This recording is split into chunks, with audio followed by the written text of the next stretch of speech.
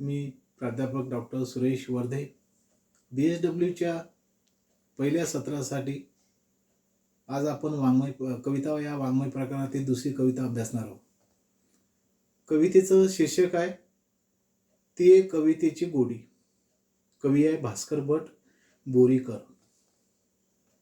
13व्या शतकामध्ये मानव पंथ उदयाला आला. ज्या पंथाचे संस्थापक श्री चक्रधर स्वामी हे आहेत. त्यामध्ये पंचकृष्ण मानतात. त्यामध्ये गोविंद प्रभू आहे. त्यामध्ये माईंभट ठाके आहेत. नागदेवाचार्य आहे. त्यामध्ये श्री चक्रधर स्वामी आहेत. अशा प्रकारे त्यामध्ये पंचकृष्ण मानतात. आपण बघतो की 13व्या शतकामध्ये मानव पंथ जो उदयाला त्या मानव पंथांनी आणि एकूणच श्री चक्रधर स्वामी यांच्या सांगण्यावरून त्यांचं जे तत्वज्ञान आहे, त्यांची जी ग्रंथनिर्मिती त्या काळात 13व्या शतकात निर्माण झाली, ती सर्व ग्रंथनिर्मिती मराठीतून निर्माण झालेली आहे.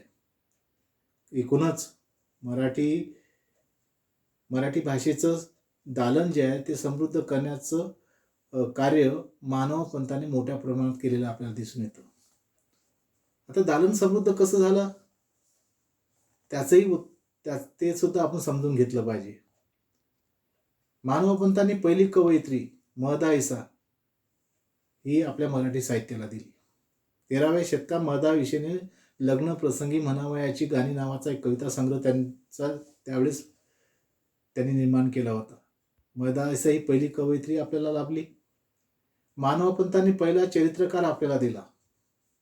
आज महामानवापासून तर मोठमोठ्या असामान्य अशा व्यक्तिमत्वांची जी चरित्र आपण वाचतो, ज्या चरित्रामधून आपल्याला अनेक अशा प्रेरणा मिळतात, तो वाङ्मय प्रकार किंवा तशा चरित्र लेखनाची परंपरा मानव पंथाने आपल्या 13व्या शतकापासून निर्माण केली दिसून येते. पहिला चरित्रकार हा माईंभट होता. मानव पंथाने जे आपले सगळे ग्रंथनिर्मिती केली ती ग्रंथनिर्मिती प्राकृत मराठीतून होती. कारण 13व्या शतकात मराठीचं प्रमाण भाषा वगैरे अशा प्रकारचं काही प्रकार नव्हता. त्यावेळेची प्राकृत मराठी होती. जसं आपण बघतो की ज्ञानेश्वरीमध्ये जी मराठी आहे 16व्या शतकात ज्ञानेश्वरांनी ज्या प्राकृत मराठीमधून जे ज्ञानेश्वरी हा ग्रंथ लिहिला, तसा 13व्या शतकामध्ये अनेक प्रकारची अशी ग्रंथनिर्मिती झालेली आपण पाहतो. त्यामध्ये मानव पंथाने 7 ग्रंथ दिले, अनेक कवी दिले. पहिली कवयित्री दिली, चरित्रकार दिले आणि अनेक लेखक सुद्धा मानव पंथामध्ये निर्माण झाले.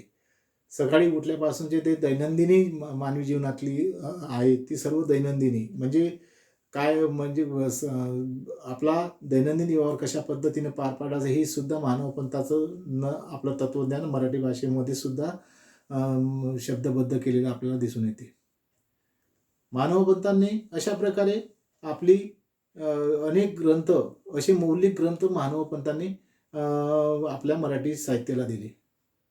अमरावती जिल्ह्यामध्ये रिद्दीपूर हे जे गाव आहे त्या गावाला मानव पंथाची काशी म्हणून ओळखलं जातं. तिथे गोविंद प्रभूची समाधी आहे. श्री चक्रधर स्वामीचं मोठं मंदिर आहे. एकूणच रिद्दीपूर या गावामध्ये मानव पंथाचं मोठं प्राबल्य आहे, मोठा प्रभाव आहे. आणि अशा प्रकारे मानव पंथ हा साहित्यामध्ये नावारूपास आलेला पंथ नव्हे, तर तो एक मराठी साहित्याचं दालन समृद्ध करणारा असा एक पंथ ठरला. आपण बघतो की अनेक लेखकांपैकी, अनेक कवींपैकी जे कवी त्या संप्रदायामधून निर्माण झाले, त्या संप्रदायामधल्या सर्वच कवितांचा अभ्यास आपल्याला करणं शक्य नाही. कारण आपण मराठीचा जेव्हा आपण अभ्यास करतो तेव्हा आपल्या BSW भाग 1च्या सत्र 1 या अभ्यासासाठी अभ्यास मंडळाने मानव पंथांची ओळख विद्यार्थ्यांना व्हावी, मानव पंथांचं मराठी साहित्यामध्ये असलेला समावेश, त्यांचं असलेलं कार्य, मराठी साहित्यासाठी असलेलं कार्य हे याची ओळख विद्यार्थ्यांना व्हावी म्हणून मानव पंथावरील किंवा मानव पंथामध्ये कोणातरी एका कवीची कविता आपण इथे अभ्यासाला घेत असतो किंवा एक चक्रधर स्वामींचे दृष्टांत पाठांचा आपण प्रत्येक वेळेस अभ्यास करत असतो. आज कवितेमध्ये सुद्धा भास्कर भट बोरीकरांची ही कविता आज आपण इथे अभ्यासणार आहोत. पहिली कवयित्री दिली आणि त्यानंतर अनेक कवी निर्माण झाली. कवी नरेंद्र निर्माण झाला. उद्योग म्हणजे अनेक 7 ग्रंथ मानव पंथांनी दिले. अशा वैभव संपन्न साहित्याचा जेव्हा आपण विचार करतो तेव्हा पंतांचं योगदान मराठी साहित्याच्या प्रांतात किती आहे हे आपल्या लक्षात येतं. आपण बघतो की भास्कर भट बोरीकर कोण होते? 13व्या शतकात भास्कर भट्ट बोरीकर, त्यांचा जन्म मृत्यूकाळ अभ्यासाकडे निश्चित करता आला नाही. त्याबद्दल एकमत नाही आहे मराठी साहित्यामध्ये, किंवा तो निश्चित कोणता असावा हे इथे सांगण्याचा प्रयत्न केलेला नाही. आपण बघतो की यादवकालीन प्रतिभा संपन्न कवी. महाराष्ट्रामध्ये यादव राजा हा मराठी राजा होता आणि यादव राजाचं राज्य तेव्हा फार वैभव संपन्न असं राज्य होतं आणि यादवकालीन हे सर्व कवी होते. यादवकालीन काळातील प्रतिभा संपन्न कवी म्हणून भास्कर भट बोरीकरांकडे पाहिलं जातं. मानवापंथातील तिसरे आचार्य म्हणून भास्कर भट बोरीकरांचा उल्लेख केला जातो. त्यांचे मूळ नाव भानुभट होते. भास्कर भट्ट बोरीकरांचं मूळ नाव काय होतं तर भानुभट असं होतं. पण काव्यात ते स्वतःचा उल्लेख भास्कर असा करतात. काव्य लिहिताना, आपली कविता मांडताना भास्कर या नावाने ते कविता लिहितात. पंथनिष्ठ हीच त्यांच्या व्यक्तिमत्वाची ओळख होती. पंथाबद्दल त्यांची निष्ठा होती, पंथावर त्यांची अगाध अशी श्रद्धा होती, पंथाशी ते एकनिष्ठ होते. ही त्यांच्या व्यक्तिमत्वाची ओळख मानवभाव पंथामध्ये सांगितल्या जाते. प्रज्ञा होती त्यांच्याकडे, प्रतिभा होती आणि पांडित्य याचा उत्तम असा समन्वय त्यांच्या व्यक्तिमत्वामध्ये साधलेला आपल्याला दिसून येतो. प्रज्ञा, प्रतिभा, पांडित्य याचा जो समन्वय एखाद्या व्यक्तिमत्वामध्ये जेव्हा दिसून येतो तेव्हा ती व्यक्ती खरोखरच आपल्याला, समाजाला काहीतरी देत असते. त्यांच्या विचारांचे अनेक विचार आपल्याला दिल्या जातात. त्या विचारातून आपण काहीतरी घेत असतो आणि म्हणूनच असे व्यक्तिरेखा किंवा असे व्यक्तिमत्व उदया म्हणजे नावरूपास आलेले असतात. भास्कर भट्ट बोरीकर हे शीघ्र कवी होते. त्यांचं वक्तृत्व रसाळ वक्तृत्व होतं. प्रभावी वादपटुत्व होते, ते वाद घालणारे होते, प्रभावीपणे वाद घालायचे. इत्यादी गुण या व्यक्तिमत्वामध्ये असलेले आपल्याला दिसून येतात. पंथीय तत्वज्ञानाचे व्यासंगी विद्वान म्हणून त्यांना ओळखले जातात. मानव पंथांचं मानवपंथाचं व्यासंगी असं विद्वान म्हणून त्यांना ओळखले जातं. मानवपंथाचे काय होते ते? मानवपंथाचं तत्वज्ञानाचे ते काय होते? व्यासंगी विद्वान होते. त्यांनी शिशुपालवध हा ग्रंथ लिहिला. उद्धवगीता किंवा एकादशक स्कंद या 2 महत्त्वाच्या काव्यग्रंथाची निर्मिती भास्कर भट्ट बोरीकरांनी केलेली आपल्याला दिसून येते. श्रीकृष्ण भक्तीने उजाळलेल्या महानुभावांच्या 7 ग्रंथात त्यांच्या या 2 ग्रंथांचा समावेश आहे. या दोन्ही ग्रंथामध्ये काय आहे? श्रीकृष्ण भक्ती आहे. श्रीकृष्ण भक्तीने उजाळलेल्या महानुभावांच्या 7 ग्रंथात या 2 ग्रंथाचं मानवपंथात जे 7 ग्रंथ आहेत त्या 7 ग्रंथांमध्ये या 2 ग्रंथांचा उद्धवगीता आणि शिशुपाल वध हे त्या 7 ग्रंथांपैकी 2 ग्रंथ आहेत आणि त्या 7 ग्रंथांमध्ये या 2 ग्रंथांचा काय आहे? समावेश आहे. याशिवाय निर्वचन स्तोत्र, पूजावसर, निर्विलाप स्तोत्र, अवताराष्टक, गद्यचाली, श्रेयाष्टक, जयाष्टक इत्यादी रचना त्यांच्या नावावर आहेत. पांडित्य, रसिकता, उत्कट भावनाशीलता, चमत्कृतीजन्य कल्पकता आणि आत्यंतिक शृंगार शक्ती ही भास्कर भट्टांच्या काव्याची खास वैशिष्ट्ये समजली जातात. प्रस्तुत काव्य त्यांच्या उद्धव गीतेतून घेतलेले आहे. ही जी कविता आज आपण अभ्यासणार आहोत ती कविता कोण्या ग्रंथातून घेतली? त्यांच्या तर उद्धव गीतेतून. उद्धव गीता नावाचा जो त्यांचा काव्यसंग्रह, त्या उद्धव गीतेतून ही कविता घेतलेली आहे. अर्थात काय या कवितेमध्ये तर साहित्याची बरसात अत्यंत मार्मिक आणि रसाळपणे केली आहे. या कवितेतून काय केलं त्यांनी? साहित्याची बरसात केली, साहित्याचा वर्षाव केला. अत्यंत मार्मिक आणि तो जी साहित्याची बरसात केली ती अत्यंत मार्मिकपणे केली आहे, अत्यंत रसपूर्ण केलेली आहे.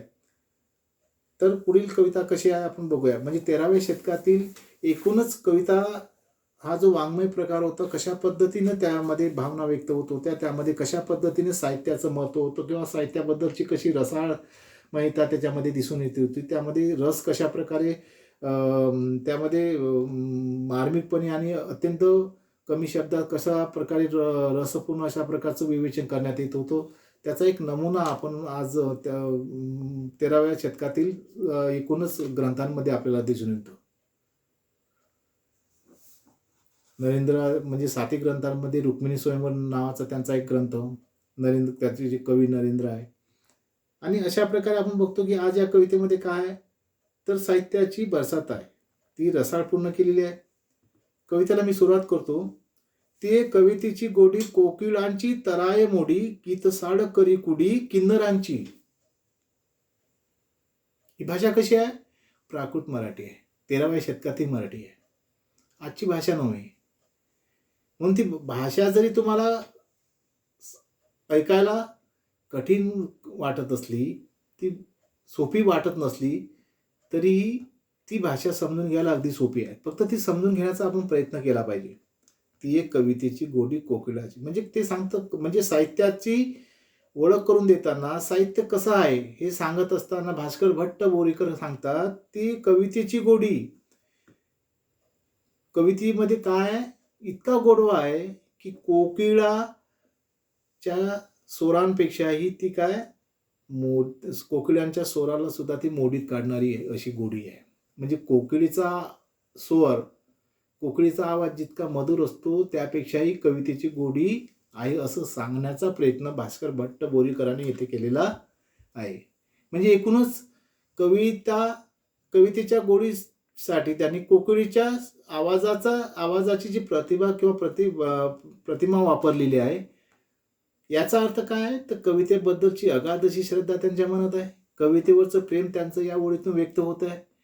कविता कशी माणसाला जगायला शिकवते, कविता कशी माणसाच्या जीवनातील अनेक अनुभवांचं चित्रण करते, ते मांडते, आणि त्यामध्ये ते कमी शब्दात किती जास्त आशय सांगते, आणि तो आशय कसे अनेक अर्थाने भरलेला असतो हे सांगण्याचाही प्रयत्न येतो. म्हणजे त्यामुळे भास्कर भट्ट बोरीकरांना असं वाटते की कविता कशी आहे, तर कोकिळीच्या स्वरांपेक्षा, कोकिळीच्या आवाजापेक्षा ती गोड आहे, मधुर आहे, गोड आहे, तिचा गोडवा त्यापेक्षाही जास्त आहे. गीत साड करी कुडी किन्नरांची. आकाशात ज्या पद्धतीने किन्नर गातात त्यापेक्षाही ती काय आहे, गीते गातात करी कुडी किन्नरांची. किन्नरांचं एक किन्नरांचा जे गाणं चालू असतं आकाशामध्ये. म्हणजे अरुण कोलटकरांनी आपल्या एका कवितेमध्ये अशा प्रकारचं, म्हणजे मंदिरामध्येच विठ्ठलाच्या मंदिरामध्ये चालू असलेलं जे हे असतं, भजन असतं, तेव्हा त्यांनी याचं साधर्म्य त्या किन्नरांच्या याच्याशी साधलेलं होतं. तशा प्रकारे त्यांनी इथे सुद्धा त्याचा वापर केलेला आहे. आपुला कळ रवी, कविता कळ हंसा ते पडवी. आपुला कळ रवी, कविता कळ हंसा ते पडवी. ते रंग माधुर्य शिकवी मधुकरांते. आपली कविता कशी आहे, हंसा सारखी आहे, शुभ्र आहे, ते त्यामध्ये अनेक रंग आहे, माधुर्य आहे, गोडी आहे, आणि अशा प्रकारचे अनेक रंग, अनेक माधुर्य ती आपली कविता आपल्याला काय करत असते, शिकवित असते. अंगीची या सौरभ्य कळा, उणे आणि परिमळा.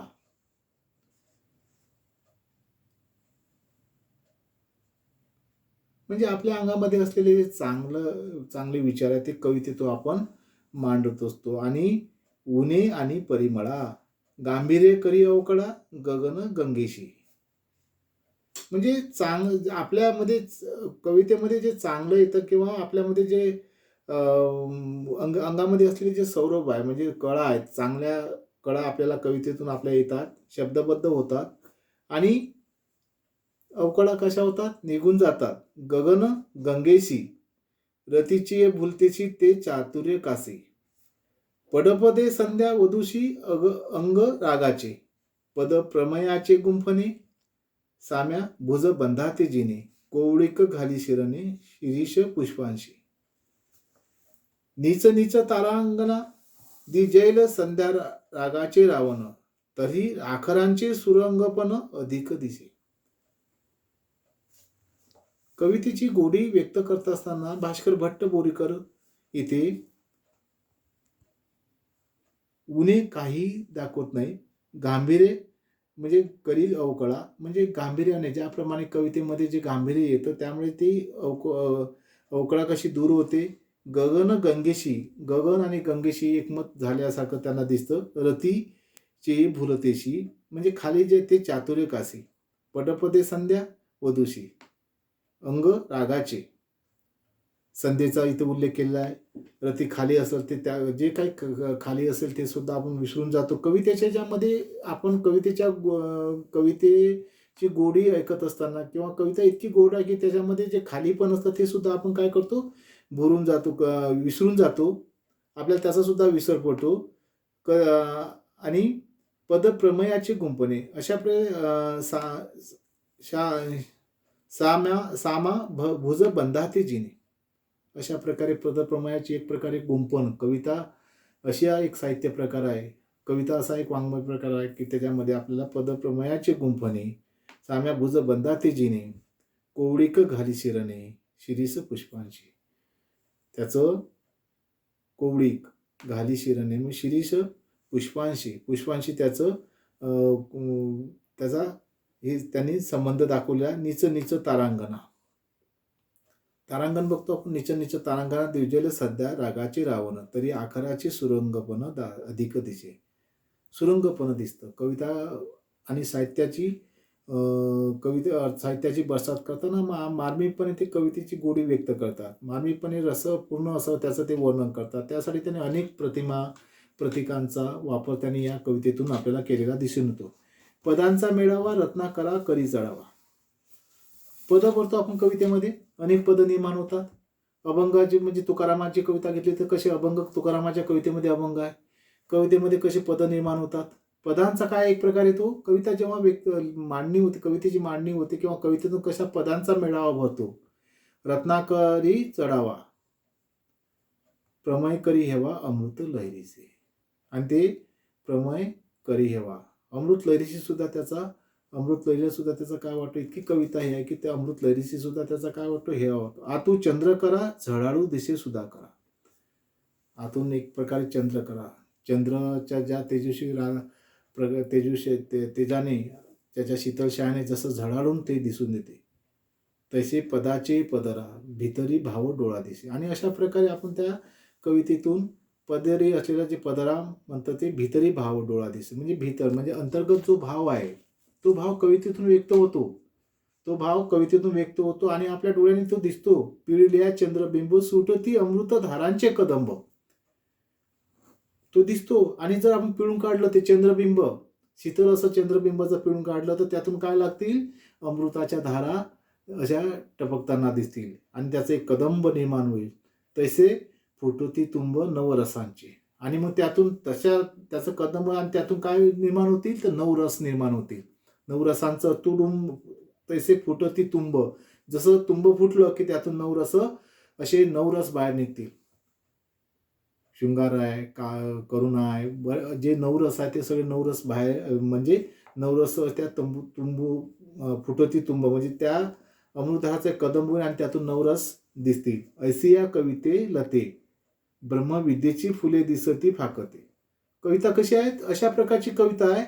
लते म्हणजे लता म्हणजे वेल, त्या वेलीवर कविता अशी आहे की त्या कविता नावाच्या वेलीवर ब्रह्मविद्येची फुले सुद्धा फिकी दिसतील. इतकं म्हणजे त्या कविता अशा प्रकारे अंतर्गत जो आपला कवितेतून जो आपल्या मनामध्ये असलेला जे विचार आहेत, आपल्या मनामध्ये असलेला जो एक भावनांचा एक उत्स्फूर्त असा एक जो भाव आहे तो जेव्हा शब्दामध्ये व्यक्त होतो तेव्हा कविता अशी, कवितेतून जेव्हा रसांची उधळण होते जेव्हा कविता काय, तर ते कवितेचं चंद्रबिंब जर आपण पिळून काढलं अशा प्रकारे तर त्या चंद्रबिंबातून अमृतधारांचे कदंब सुरमानी म्हणतो आणि त्यातून अशा प्रकारचे नवरस बाहेर येतील. अशी कविता रूपी वेलीवर ब्रह्मविद्येचं फूल जरी फुललं तरी ते काय दिसते, कवितेपुढे काय दिसते, फाकते म्हणजे फिकं पडते. इतकं सौंदर्य कवितेला लाभलेलं असल्याचं भास्कर भट्ट बोरीकर याच्यातून व्यक्त करतात. तरी पसरतेने हाते कणव न तोडी, आणि ते सर्व फाकते म्हणजे, आणि एकूणच ते सर्व आपल्या पसरते हाते कवन तोडी. ती सर्व त्याचा तो ब्रह्मविद्येचा कविता रूपी वेलीवर ब्रह्मविद्येची फुलं फुलतात, पण कवितेपुढे लते, म्हणजे अशी कविता लते, म्हणजे जी कविता कविता लता म्हणजे वेली, म्हणजे कविता रूपी वेलीवर काय करतात की कविता रूपी वेलीच्या पुढे ब्रह्म ब्रह्म ब्रह्मविद्येची फुलं सुद्धा काय पडतात, फिकी पडतात. असं म्हणजे एकूणच आपण बघतो की ते कवितेची गोडी, म्हणजे कवितेची गोडी इतकी महान आहे. माणसाला एकदा ती कवितेची गोडी निर्माण झाली, किंवा आपल्याला जर म्हणजे भास्कर भटांनी कविता या वाङ्मय प्रकाराबद्दल किंवा साहित्याची बरसात करताना मार्मिकपणे आणि रसपूर्ण अशा प्रकारचं विवेचन करताना भास्कर भट्ट बोरीकर कवितेची गोडी करताना अनेक प्रतिमांचा वापर करतात, अनेक प्रतीकांचा वापर करतात, आणि कविता कशा प्रकारे आहे, आणि त्याच्यातून ते कवितामध्ये जे पडलेलं चंद्रबिंब, ते त्याच्यातून वाहणाऱ्या अमृतधारा, त्याचं कदंब, त्यातून वाहणारे नवरस, कवितारूपी लतेपुढे ब्रह्मफुलं सुद्धा कशी फाकती, म्हणजे फुके पडती, हे सुद्धा सांगण्याच्या प्रयत्नामध्ये एकूणच माणसाला याने कवितेची गोडी व्यक्त करताना अशा प्रकारे अनेक प्रतीकांचा वापर करून मार्मिकपणे अत्यंत साहित्यामध्ये असलेल्या अनेक प्रतीकाचा त्याने बरसात करून अत्यंत मार्मिक आणि रसाळपूर्ण अशा प्रकारचं वर्णन भास्कर भट्ट बोरीकरांनी या कवितेतून केलेलं आहे. कविता थोडी कळायला समजून घ्यायला कठीण आहे, पण त्याचे अर्थ अशा पद्धतीने आपल्याला, ती जरी प्राकृत मराठीमध्ये असली तरी ते पांडित्य भाषेत किंवा त्या भास्कर भटांच्या भाषेत त्यावेळी असली, ते कठीण वाटत असले तरी त्याचा जो भाव आहे, कविता कशी माणसाला गोडी लावते, किंवा कवितेसाठी वापरण्याच्या प्रतीकांचा वापर जर आपण आपल्या शब्दामध्ये तो समजून घेतला तर ती कविता समजण्या अधिक सोपी जाते. अशा प्रकारे भास्कर भट्ट बोरीकरांनी तर कवितेची गोडी या कवितेतून व्यक्त केली, आणि ते व्यक्त करताना त्यांनी अनेक प्रतीकांचा वापर करून मराठी साहित्यामध्ये मानवापंथीयांनी जे ग्रंथनिर्मिती केली, त्या ग्रंथनिर्मितीमध्ये कविता संघ म्हणजे कवितावरचे मोठे ग्रंथ जे निर्मिती झाले, ती ग्रंथनिर्मिती मराठी साहित्यासाठी कशी मराठी साहित्याला कशी ती समृद्ध करणारी ठरली, हे सांगण्याचा प्रयत्न म्हणजे इतकं मोठं योगदान भास्कर भटांनी ग्रंथनिर्मिती तर केलीच आहे, पण महानुभावपंथांनी एकूणच सगळ्या महानुभावपंथातील कवींनी, महानुभावपंथातील आत्मचरित्रकारांनी किंवा पोथीनिष्ठ पांडित्यांनी, विचारवंतांनी, जे आचार्य त्या सर्व महानुभावपंथामध्ये होऊन गेले, त्यांनी मोठी ग्रंथ लिहून मराठी साहित्याचं दालन कशा पद्धतीने समृद्ध केलं, हे समृद्ध केलं. म्हणून मराठी साहित्यामध्ये महानुभावपंथाचं योगदान मोठ्या प्रमाणात असल्याचं आपल्याला दिसून येतं. इथे ही कविता संपली आहे.